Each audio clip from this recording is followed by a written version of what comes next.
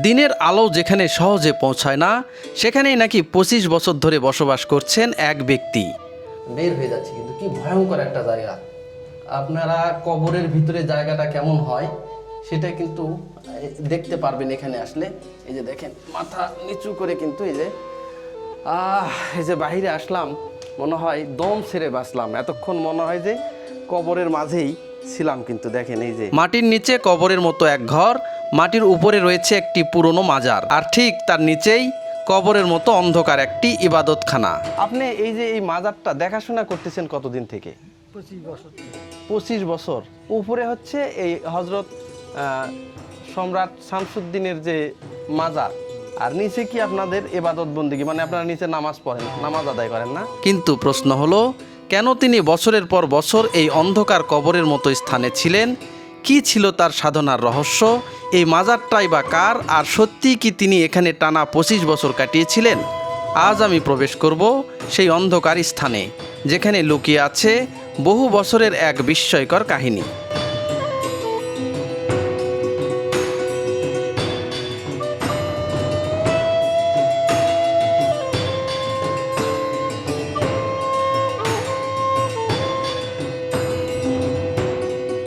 এই জায়গাটার নাম কি? এটা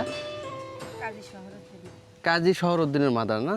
এখানে কি ওই যে উপরে মাজার, নিচে গোরস্থান, এই ধরনের না? এটা কোন দিকে সেটা? এই দিকে না? চলেন তো দেখি। এই যে একটা খালাম্মা, এই খালাম্মা কিন্তু আমাকে নিয়ে যাচ্ছে সেই রহস্যজনক যে মাজার রয়েছে। এই মাজারের উপরে হচ্ছে মাজার, আর নিচে রয়েছে ইবাদতখানা না? এটা কিন্তু বাংলাদেশে বিরল। এর আগে কিন্তু এই ধরনের আমি দেখিনি, বা এই ধরনের কোনো খোঁজ খবরও পাইনি। আর এই জায়গাকে কেন্দ্র করে সেখানে পরবর্তীতে একটা মাদ্রাসাও হয়েছে এখানে না? একটা মাদ্রাসাও আছে। হ্যাঁ, এই তো। এই যে দেখেন, এই যে সেই রহস্যজনক সুফি সম্রাট হযরত কাজী সদরউদ্দিন রহমতুল্লাহ ইলাহির যে মাজার শরীফ, এইটা মাজার, এইটা দেখতে পাচ্ছি। উপরে মাজার, উপরে মানে মাজার, আর নিচে হচ্ছে ইবাদতখানা না? আজকে আমি আসছি দিনাজপুর জেলার ঘোড়াঘাট উপজেলার কাজীর বন নামক একটা জায়গায়। এটা খুবই একটা রহস্যজনক একটা মাজার। কিন্তু দেখেন, এর আগে এইরকম কিন্তু মাজার আমার জীবনে আমি একটাও দেখিনি। আজকে আপনাদেরকে দেখাবো যে উপরে মাজার শরীফ আর নিচে হচ্ছে ইবাদতখানা। অনেকে বলে যে কবরের মাঝে ইবাদতখানা, অনেকে বলে এটাকে। তো আসলে এটা সম্পর্কে এই এলাকাবাসী কি বলে এবং এখানকার যে খাদেম রয়েছেন তিনি কি বলেন, তার বিস্তারিত কিন্তু তুলে ধরবো আজকের এই ভিডিওর মাধ্যমে। আচ্ছা, এখানে নাকি অনেকে নাকি মানতও করে? হ্যাঁ, অনেক মানুষ মানত করে, পূরণ হয়। হ্যাঁ, আল্লাহর রহমত। তাই? কোন সময় বেশি ভিড় হয়? আল্লাহ আছে উপরে, হ্যাঁ, ওলি আছে নিচে, হ্যাঁ, সেখানে কেন ইবাদত পূরণ হবালা আর কেন তার নিয়ত পূরণ হবালা? আচ্ছা, অবশ্যই হবে।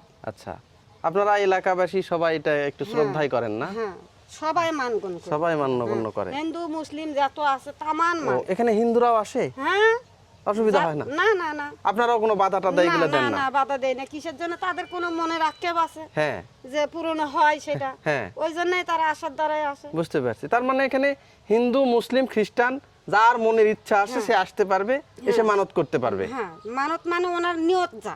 হ্যাঁ, ওটাই নিয়তের উপর সব। আগে আল্লাহ নিচে ওলি। মানত পূরণ হলে কেউ কিছু এসে দেয় এখানে, দেয়। তাই না? বাতাসা, চিন্নি, দেয়। এগুলো দেয়। ভিউয়ার্স দেখেন, এই যে সুফি সম্রাট হযরত শামসুদ্দিন রহমতুল্লাহ ইলাহির যে মাজারের যে এখন যিনি খাদেম হিসাবে আছেন, আপনার নামটা? মোহাম্মদ বাবলু মিয়া। মোহাম্মদ বাবলু মিয়া। আপনার বর্তমান বয়সটা কতদিন হচ্ছে? 76-এর কিছু কম আছে। 70-এর কিছুটা কম আছে না? আপনি এই যে এই মাজারটা দেখাশোনা করতেছেন কতদিন থেকে?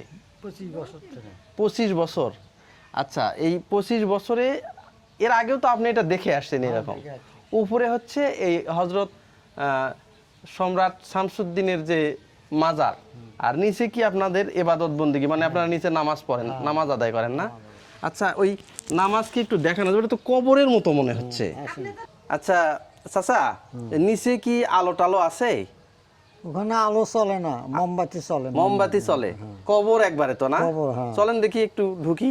ওখানে হচ্ছে ইবাদতখানা। হ্যাঁ, এই যে দেখেন, এই বাবলু চাচা আমাকে কিন্তু এখন এই যে এবাদতখানা যেটা আছে সেখানে কিন্তু উনি আমাকে নিয়ে যাচ্ছেন। এই যে দেখেন, এটা কিন্তু একদম ধরতে গেলে কবরের ভিতরে যাওয়া।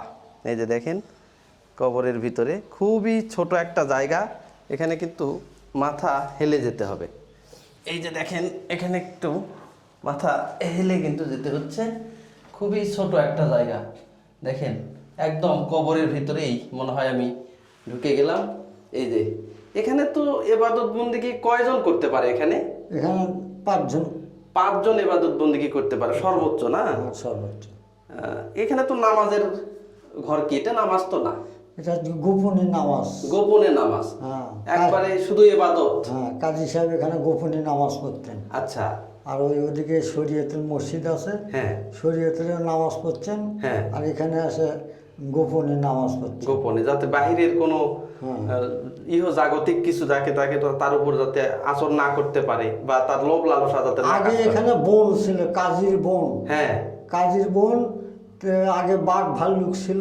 আচ্ছা, এখানে আসলে গোপনে ও ইবাদত। ওই বাঘ ভাল্লুকের ভয়ে এখানে গোপনে উনি ইবাদত করতেন, যাতে ইবাদত সমস্যা না হয়। না, আচ্ছা, এই যে এখন যে এখানে ঠিক তো কবরের সমানে একটা জায়গা, তাই তো? হ্যাঁ, কবরের সময় কবরের সমান একটা জায়গা, এখানে খুব ভয়াবহ জায়গা। তাই এখানে না? কেউ আসতে পারে না সবাই। ভয়ে কেউ আসে না? না।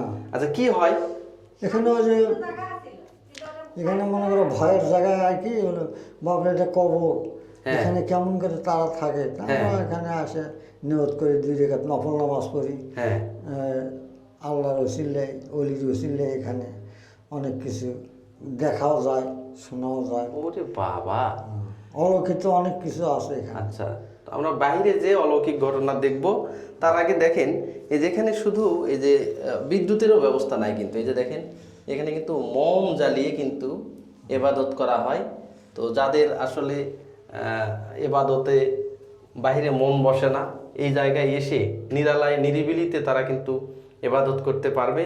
এবং এখানে আসলে আপনাদের মনে একটা যে ভয় কাজ করবে, সেটা হয়তো আপনারা দেখতে পাবেন যে কবর কেমন হয় মানুষের, সেই কবরটারও একটা ফিল আপনারা নিতে পারবেন। দেখেন একদমই কিন্তু মনে হয় যে কবরের ভিতরেই চলে আসছি, কবরের সমানই কিন্তু একটা জায়গা। মাথা উঁচু করে আপনি কিন্তু যেতে পারবেন না। আর যারা বর্তমানে এখানে এখানে কি আসলে মানুষ এখনো, আপনারা কি ইবাদত করেন এখানে? হ্যাঁ, এখনো ইবাদত করে। এখনো করে? এখনো দূর দূরান্ত থেকে লোক আসে, নিয়ত করে, নিয়ত 2 রাকাত নফল নামাজ পড়ে। বুঝতে পারছি। ওনাকে এই যে হযরত সুফি সম্রাট, এনাকে যারা ভালোবাসেন, হ্যাঁ, তার কাজী সাহেব। হ্যাঁ, কাজী সাহেব। কাজী সাহেব ওনার উদ্দেশ্যে এখানে আসে, হ্যাঁ, ওনার এসে এবং দেখে যে ওনারা এখানেই নামাজ আদায় করছেন, সেখানে ওনারাও নামাজ আদায় করেন, তাই তো? ওনারাও নামাজ আদায় করে। আচ্ছা, নামাজ দেখেন আদায় করে কি একটা ভয়ঙ্কর একটা জায়গা। এই যে কাজী সাহেব যিনি ছিলেন, যার মাজার এটা উপরে যে রয়েছে, তো মূলত উনি এই এলাকায় প্রচুর একটা সময়, আজ থেকে হাজার হাজার বছর আগে বাঘ, ভাল্লুক, হরিণ, সিংহ এগুলো ছিল। তো সেই জায়গা থেকে উনি এই নিরালাই মাটির নিচে নিভৃতিতে এখানে এবাদত করেছেন। এবং সেই জায়গাটা বর্তমানে এই যে প্লাস্টার করা হয়েছে, কিন্তু একদমই কবরের মতো জায়গায়। দেখেন মাথা হেলে, আপনাকে ওই যে বাইরে একটু দেখা যাচ্ছে, এই সিঁড়ি দিয়ে উপরে উঠতে হবে, আবার সিঁড়ি দিয়ে কিন্তু মাথা হেলে নিচের দিকে নামতে হবে। এই যে দেখেন, এই যে বাবলু চাচা, উনি এখন এখানে খাদেম হিসেবে আছেন, উনি কিন্তু আমাকে এখানে নিয়ে আসলেন। আপনিও তো এখানে ইবাদত করেন না? চলেন দেখি আমরা একটু বের হয়ে যাই। এই যে দেখেন বের হয়ে যাচ্ছে, কিন্তু কি ভয়ঙ্কর একটা জায়গা। আপনারা কবরের ভিতরে জায়গাটা কেমন হয় সেটা কিন্তু দেখতে পারবেন এখানে আসলে। এই যে দেখেন মাথা নিচু করে কিন্তু এই যে বাহিরে আসলাম, মনে হয় দম ছেড়ে বাঁচলাম। এতক্ষণ মনে হয় যে কবরের মাঝেই ছিলাম। কিন্তু দেখেন এই যে চাচা আসলেন। হ্যাঁ, চলেন। আর এই যে উপরে যিনি আছেন কাজী সাহেবের যে মাজার, এবার এই মাজারে কিন্তু উনি নিয়ে যাচ্ছেন। তারপরেও চাচার মুখ থেকে ওনার যে অলৌকিক কিছু গুণাগুণ রয়েছে সেইগুলো কিছু শুনবো। এই যে দেখেন এখানে কিন্তু এটা যেটা রয়েছে, এটাই হচ্ছে কাজীর মাজার। উপরে মাজার আর নিচে ইবাদতখানা, অনেকে বলে যে কবর এইটা। তো এখানে দেখেন এই যে একটা পাথর দেখতে পাচ্ছি, এই পাথর কি রহস্যজনক নাকি? হ্যাঁ, হ্যাঁ, এই পাথর কি কেউ কি নিয়ে যাওয়ার চেষ্টা করছে? নিয়ে যাওয়ার চেষ্টা করছে, এই জন্য আমি এখানে নিয়ে এসে থেকে দিচ্ছি। কিন্তু পারেনি না। না, ওই যে ওই পাশেও একটা কবর আছে, আচ্ছা ওই পাশে, আচ্ছা ওই পাশের কবরটা কার? ওনার ছেলের। আচ্ছা ওই এটা তো মনে করো কাজী সাহেবের কবর, আর ওই ধারে ওনার ছেলের কবর। ওনার ছেলের কবর, তাই না? এই যে এই পাশে কিন্তু আর একটা কবর রয়েছে, এই যে দেখেন, এই যে জায়গাগুলো খুবই ছোট, মানে মাথা হেলে হেলে, এই যে দেখেন, এই যে যে দেখেন, এটা কিন্তু একটু উপরে গেলে কিন্তু আপনার মাথাতে বেঁধে যাবে, এই যে যেহেতু জানালা অনেক দিন আগের। এই যে এখানে দেখেন, এখানেও কিন্তু ওনার এই যে ছেলের কিন্তু একটা কবর রয়েছে, এই যে এটা কাজী সাহেবের ছেলের কবর কিন্তু। আর এটাই হচ্ছে কাজী সাহেবের এটা কবর, এটাই কাজী সাহেবের কবর না? আর ওটা হচ্ছে ওনার ছেলের কবর। আচ্ছা, আর এই যে ছোটখাটো ওইগুলা জানালা, এগুলো আগেকার জানলা মোমবাতি দিত। ও এইগুলো আগের জানালার মতো না? আগে মোমবাতি দিত, হ্যাঁ। আগরবাতি দিত, দিয়ে বুঝতে পারছি।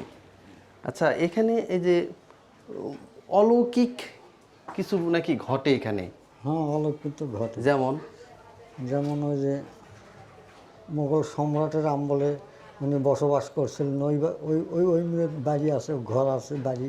আচ্ছা 8 কুঠুরি 9 দরজা এখনো রয়েছে। রাজা গজা ছিলেন উনি। হ্যাঁ আগে শাহজাদের বাজার লাগতো এখানে। আচ্ছা, হ্যাঁ, হ্যাঁ। উনি নিজের ভুঁড়ি নিজেই ধুত। ওরে বাবা রে বাবা, এই এই এই, কাজী সাহেব উনি হচ্ছে নিজের ভুঁড়ি নিজেই ধুতো, হ্যাঁ, নদীতে নিয়ে যায়। নদীতে নিয়ে যায়। এটা কি এই যে এই পাশে যে করতোয়া নদী আছে এখানে? হ্যাঁ হ্যাঁ, করতোয়া নদী, ওই নদীতে উনি হ্যাঁ গোসল করতেন। আচ্ছা, এই যে দেখেন, এই যে দূর দূরান্ত থেকে কিন্তু প্রতিনিয়ত মানুষ কিন্তু এখানে দেখতেও আসেন, আসলে যেহেতু একটা আর নিয়ত করবে আসেন, নিয়ত দেখে। করতে আসে, অনেকের নাকি অনেক কিছু ভালো হয়, তাই তো? হ্যাঁ, আচ্ছা এই দেখেন, আমার তো দেখেই কিন্তু ভয় লাগতেছে এখানে। এই যে দেখেন, এই নিচ দিয়ে মাত্র 2.5 হাত 3 হাতের মতো জায়গা যাওয়ার মতো, মানে এই নিচ দিয়ে কিন্তু আপনাকে যেতে হবে, এবং ভিতরে একদমই কবর, মনে হয় যে নিঃশ্বাস নেওয়া যাচ্ছে না, একটু অক্সিজেন কম কম এরকম লাগতেছে। এই দিক দিয়ে কিন্তু নিচে যাওয়া হয়, এই যে দেখেন। আর ইনি হচ্ছে এখানকার খাদেম, ইনি তাহলে এই কাজী সাহেব উনি কি করতেন, এই পাশ দিয়ে করতোয়া নদীতে গেছে না? হ্যাঁ, করতোয়া এই করতোয়া নদীতে ওনার নিজের পেট থেকে ভরি উনি নিজেই ধুত। নিজেই ধুত। ওরে সর্বনাশ। ওনাকে অনেক অলৌকিত। এই যে দেখেন, ওনারা কিন্তু এই যে রহরহই কিন্তু যাওয়া আসা করতেছেন, যারা নীরবে নিভৃতিতে কিন্তু এই যে দেখেন হেলে হেলে যাচ্ছে, এই যে নীরবে নিভৃতে যারা এবাদত বন্দেগী করতে চান, তারা কিন্তু এখানে এবাদত বন্দেগী করতে পারেন। আসেন, এই যে মাথা হেলে হেলে এই কবর সদৃশ্য ইবাদতখানা, সেখানে কিন্তু প্রবেশ করতে হয়। তারপরে এই যে বাহিরের যে আলো বাতাস, সেটা কিন্তু এটা সুন্দুক। এটা সিন্ধুক না? ওনার আমল থেকেই আছে? হ্যাঁ, ওনার আমল থেকে। এই যে আমরা দেখেন। পরে দিয়েছি সুন্দুক। আচ্ছা পরে দিয়েছেন। এই সিন্ধুকে কি মানুষ দান দক্ষিণা দান করে। দক্ষিণা করে এখানে না? আচ্ছা, এখানে কি কোনো অনুষ্ঠান হয়? অনুষ্ঠান আগে হতেছিল, এখন আরো হয় না। এই রাস্তাঘাট আসার জন্য মানুষ পায় না। এখানে চাচি মাজার আপনি, দেখতে আপনারা কোন জায়গা থেকে আসছেন? আমরা পলিথিনে যাচ্ছি। পলিথিনি না, এটা কোন জায়গা ধরে এটা? তোমার গ্রামের নাম পলি গণকপাড়া থেকে। গণকপাড়া থেকে না? আচ্ছা এখানে এই কি মানত করতে আসে অনেকে? হ্যাঁ হ্যাঁ, মান্যত এটা নাকি খুবই জাগ্রত, হ্যাঁ, খুব জাগ্রত। হ্যাঁ হ্যাঁ, কোনো অন্যায় কাজ সহ্য করতে পারে না। তাই না? হ্যাঁ ওরে বাবা, এখানে এসে মানত করলে মানত পূর্ণ হয়? হ্যাঁ, পূর্ণ হয়। আচ্ছা এখন এই বুঝতে জায়গা পারছি। উন্নত করতে হবে। হ্যাঁ হ্যাঁ হ্যাঁ, আপনি কি করলে ভালো হয় এখানে বলেন তো? আপনার আমরা চাই উন্নতা চাই, এখানে কেউ জানি নিযুক্ত না করতে পারে, হ্যাঁ যান সবাই দর্শকেরা আসে। বুঝতে পারছি, মানে এই এখানে- জায়গাটা যাতে বেদখল না হয়ে যায়, এখন যেভাবে আছে এইভাবে আপনারা রাখতে চাচ্ছেন, পাশাপাশি এখানে অবকাঠামোগত যে হয়তো প্রাচীর টাচীর এগুলো যাতে উন্নতি হয়, তাই তো? হুম। খালাম্মা, হ্যাঁ বাবা। এই জায়গা সম্পর্কে অনেক রহস্যজনক কথা শোনা যায়। হ্যাঁ, এখানে নাকি 9 দরজা 8 কুঠুরি না কি জানি আছে, অবশ্যই আছে। কি সেটা ওটা? ওটা ঘর তাদের, এই এই অলিদের ঘর। অলিদেরই ঘর, ওখানে এসে অলিরা থাকতেন। হ্যাঁ, বুঝতে পারছি। আর এখানে এখানে নাকি কোন অনেক রহস্যজনক ঘটনাও ঘটে, কিছু দেখা যায় নাকি জিন টিন? ওটা তো থাকবে, মাজার মসজিদ থাকলে ওটা থাকবে। তাই না? বুঝতে পারছি। ওটা থাকবে। এই জন্য মানুষ এখানে এসে মানত করেন, হ্যাঁ, দূর দূরান্ত থেকে তো লোকজনও আসে। বহুত দূরে থেকে লোক আসে। আচ্ছা বুঝতে পারছি। ভিউয়ার্স দেখেন, এই যে যে মাজারটা দেখতে পাচ্ছেন, এই মাজারে কিন্তু বাংলাদেশের বিভিন্ন জায়গা থেকে কিন্তু লোকজন এখানে আসেন, এখানে মানত করেন। এবং যারা এখানে মানত করতে আসেন, এখানে আশেপাশের লোকজনদের থেকে কথা বলে জানা গেল এই জায়গাটা নাকি খুবই জাগ্রত জায়গা। এখানে যারা মানত করতে আসেন তাদের মনোবাসনা নাকি পূর্ণ হয়। এছাড়া অনেকে আছেন, এই যে হজরত সুফি শামসুদ্দিন রহমতুল্লাহ ইলাহি, ওনাকে সংক্ষেপে কাজী নামে চেনেন। এই কাজীর যে মাজার, এই মাজারে এখানে এসে এই যে উনি যেখানে এই কবরের নিচে যেখানে কবর সদৃশ্য একটা জায়গা আছে, নিচে গিয়ে ইবাদত বন্দিকি যিনি করতেন, তো সেখানে এসে অনেকের খায়েশ আছে ওখানে যে হয়তো কিছু সময় বা কিছু একটা দিন ইবাদত বন্দিগি উনি করবেন। এই ধরনেরও লোকজন কিন্তু এখানে প্রচুর পরিমাণে আসেন।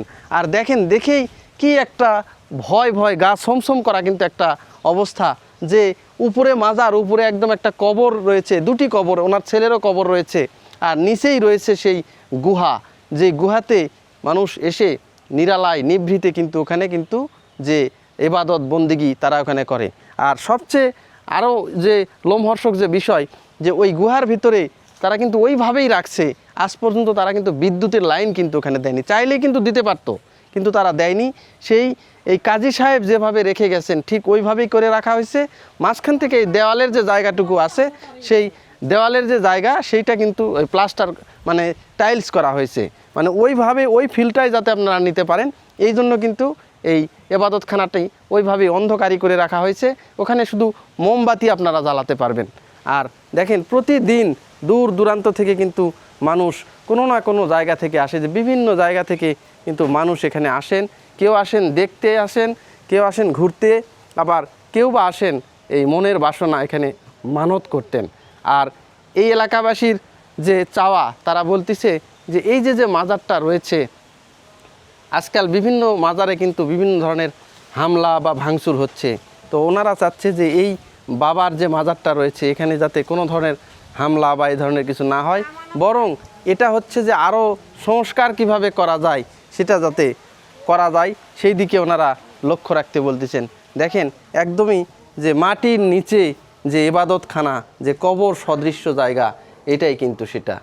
আর এই যে বাবলু চাচা, উনি কিন্তু এখানে 25 বছর থেকে উনি এখানকার খাদেম হিসেবে আছেন। ভিউয়ার্স, এখানে এসে আরও একটা লোমহর্ষক কথা আমরা জানতে পারলাম, যে এই যে কাজী সাহেব যিনি রয়েছেন, ইনি নাকি পাশ দিয়েই বয়ে গেছে করতোয়া নদী। এই করতোয়া নদীতে উনি নাকি এই পেটের যে ভুঁড়ি, নারী ভুঁড়ি রয়েছে, এগুলো নাকি পরিষ্কার করত। এখানে এই ধরনেরও কথা কিন্তু প্রচলিত আছেন। সেই যে এখানকার যিনি খাদেম আছেন বাবলু চাচা, উনি কিন্তু এই কথাগুলো বললেন। আজকের এই দিনাজপুর জেলার ঘোড়াঘাট পৌরসভার যে কাজীর যে মাজারটা রয়েছে, সেই মাজারটা যতটুকু পারি ঘুরে ঘুরে আপনাদেরকে দেখালাম। আমার এই ভিডিওটি যদি ভালো লেগে থাকে অবশ্যই লাইক কমেন্টের মাধ্যমে সেটা জানাবেন, আর আমার চ্যানেলটি সাবস্ক্রাইব করবেন। দেখা হবে নতুন কোনো জায়গায়, নতুন কোনো স্থানে। ততদিন পর্যন্ত সবাই সুস্থ থাকবেন, সুন্দর থাকবেন। আজকের ভিডিও এখানেই শেষ করছি। সবাইকে ধন্যবাদ।